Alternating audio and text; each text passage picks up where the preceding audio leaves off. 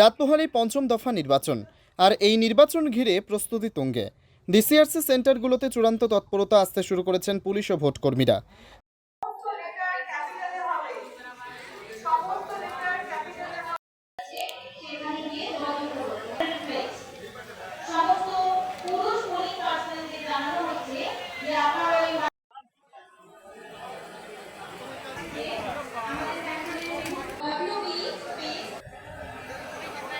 EVM ও অন্যান্য সামগ্রী নিয়ে তারা রওনা দেবেন ভোট কেন্দ্রে।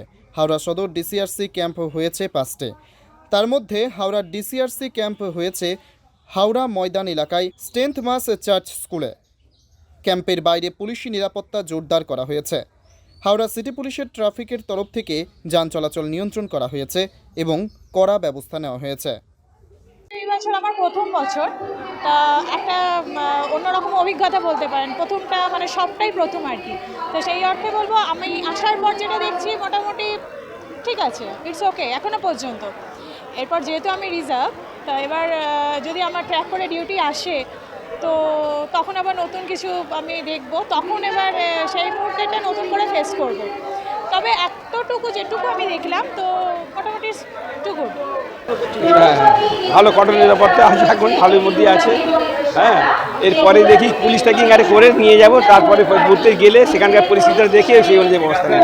আমি এখানে তো ভালোই এখন দেখতে হয় সিটি পুলিশ, বাইরে আছে দেখছি, এখানে তো সেরকম পুলিশ নেই। বাইরে থেকে ট্যাকিং করবো, সেখান থেকে নিয়ে যাবো। কোনো অসুবিধা কিছু হয় না, কোনো অসুবিধা নেই, একদম সেফটির মধ্যে আছি। না, এটা আমার সেকেন্ড টাইম, আমার এখনো প্রিসাইডিং আসেনি, এবার আসুক তারপর নেব। ব্যুরো রিপোর্ট, পিবি বার্তা।